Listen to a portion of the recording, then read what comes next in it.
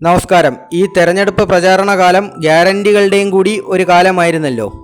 ആദ്യം നരേന്ദ്രമോദി ഗ്യാരണ്ടി പ്രഖ്യാപിക്കുന്നു, പിന്നാലെ കോൺഗ്രസും വിടുന്നില്ല, അവരും ചില ഗ്യാരണ്ടികളൊക്കെ പ്രഖ്യാപിക്കുന്നുണ്ട്. അതിലൊന്നായിരുന്നു ഘർ ഘർ ഗ്യാരണ്ടി എന്നുള്ളത്, അതായത് വീട് വീടാന്തരമുള്ള ഗ്യാരണ്ടി.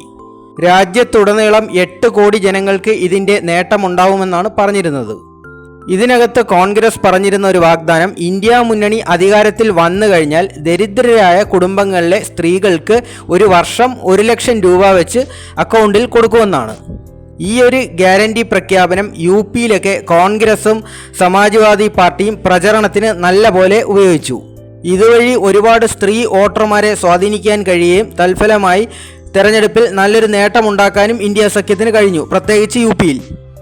പക്ഷേ ഇപ്പോൾ പ്രശ്നമായിരിക്കുന്നത് ഈ സ്ത്രീകളൊക്കെ കോൺഗ്രസിൻ്റെ ഓഫീസിലേക്ക് പണം ആവശ്യപ്പെട്ടുകൊണ്ട് കയറി ഇറങ്ങാൻ തുടങ്ങി എന്നുള്ളതാണ്. ഇവരെ സംബന്ധിച്ചിടത്തോളം ഇന്ത്യ സഖ്യം അധികാരത്തിൽ വന്നോ ഇല്ലയോ എന്നുള്ളതൊന്നും പ്രസക്തമല്ല, ഇവർക്ക് ഇവരുടെ പണം കിട്ടണം, അതാണ് പ്രശ്നം. ഇതിനെ സംബന്ധിച്ചുള്ള വാർത്തകളും വിഷ്വലുകളുമെല്ലാം ദേശീയ മാധ്യമങ്ങളിൽ ലഭ്യമാണ്.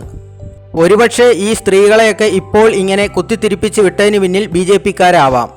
ഏത് ആയുധം കൊണ്ട് BJP-ക്കാരെ ആക്രമിച്ചോ അതേ ആയുധം കൊണ്ട് അവരും തിരിച്ചു പണി കൊടുക്കുന്നു, അത്രയേ ഉള്ളൂ. കോൺഗ്രസിനെയും സമാജ്വാദി പാർട്ടിയെയും സംബന്ധിച്ചിടത്തോളം വോട്ടർമാരെ സ്വാധീനിക്കാൻ വേണ്ടി എത്രത്തോളം പ്രയത്നിച്ചോ ഇനി അത്ര തന്നെ പ്രയത്നിക്കേണ്ടി വരും അവരുടെ വിശ്വാസ്യത നിലനിർത്താൻ കൂടിയും. ഇതിപ്പോൾ അധികാരമൊട്ട് കിട്ടിയതുമില്ല, പറഞ്ഞ വാഗ്ദാനങ്ങൾ നടപ്പിലാക്കാനുള്ള ബാധ്യതയും ഉണ്ടായി ഇന്ത്യ മുന്നണിക്ക്. സമാനമായ ഒരു സംഭവം കർണാടകയിലും കുറച്ച് ദിവസങ്ങൾക്ക് മുൻപ് ഉണ്ടായി. അവിടെയും സ്ത്രീകൾ അക്കൗണ്ടിൽ പണം വരുമെന്ന് തെറ്റിദ്ധരിച്ച് പോസ്റ്റ് ഓഫീസും മറ്റുമൊക്കെ ഉപരോധിച്ചിരുന്നു. പിന്നീട് അവിടുത്തെ പോസ്റ്റ് മാസ്റ്റർ അവരോട് സംസാരിച്ച് തെറ്റിദ്ധാരണകളെല്ലാം മാറ്റി തിരിച്ചയക്കുകയായിരുന്നു.